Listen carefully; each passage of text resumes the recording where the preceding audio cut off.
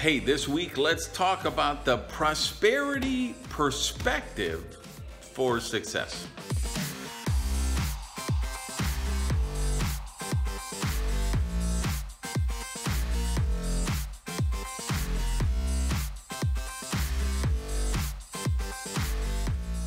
Hey guys, Randy Gage here. Welcome to another episode of Prosperity TV.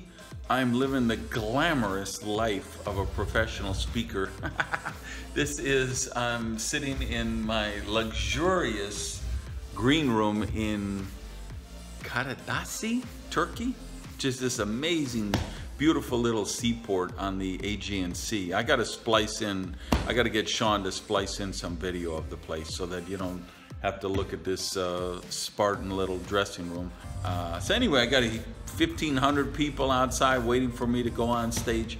And here's the thing, when I say the prosperity perspective, you're gonna make a call on a potential client. You've got a nonprofit and you want people to help support that work. You want to write an amazing book that'll change the world. Maybe you're a speaker like me, or you've got a business. You're in a direct selling business and you do trainings for your team and you're going to be on stage. Or it could just be something in one of your relationships. Here's the prosperity perspective. The prosperity perspective is, I don't sit back here saying, well, how can I get the audience to love me? You know, how can I get a standing ovation from these people and get great evaluation so the promoter brings me back here next time? That's the last thing I'm going to think about. You know what I'm thinking about? Last night, the night before, the couple of weeks before, when I'm kind of finalizing what I think the speech needs to be for that particular group, I'm saying, what can I do? What is the message they desperately need to hear from me?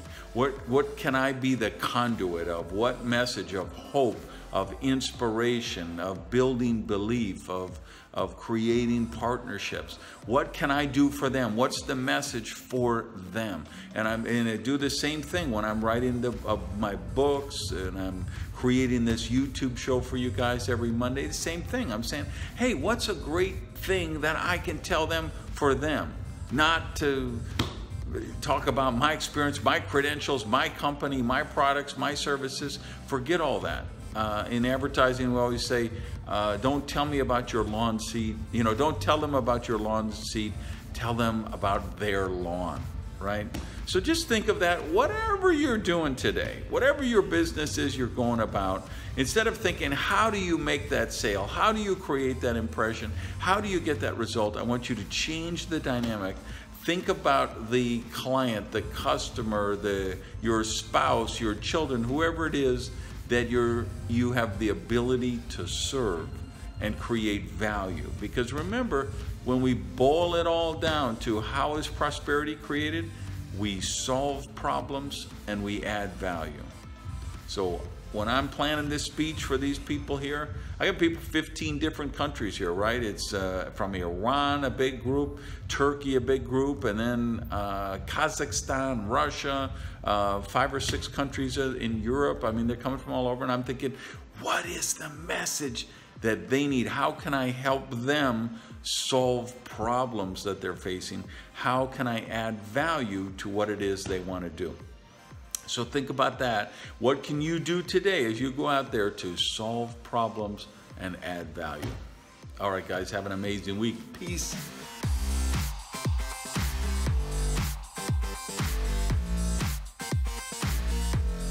Okay, so part 2, just to anchor the point.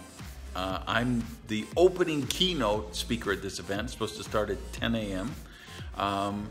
It's now 5 minutes to 11, and it hasn't started because they sold about 1,500 tickets, but now they've got about 500 people who were buying tickets at the door, and they can't get them registered fast enough, and they still haven't got the name badges to all and the lanyards to all the 1,500 or whatever.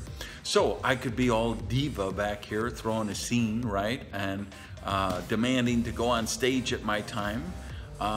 Or I could think about it from the perspective of, hey, now I've got 2,000 people who came from all over the world. What's the highest good I can get from them? And so what did I do? I talked to the meeting planner, say, okay, what's the highest good for your event? For me to give my whole 2-hour talk, or me to get you back on schedule? So even though I'd like to be a diva and think about the massage I got scheduled back at the hotel this afternoon that I'm gonna have to cancel, it's not about me. It's about, hey, making the event a success for those people, which means the promoter will love me and wanna bring me back the next time. And in the long run, that's prosperity. We solve problems and we add value, right?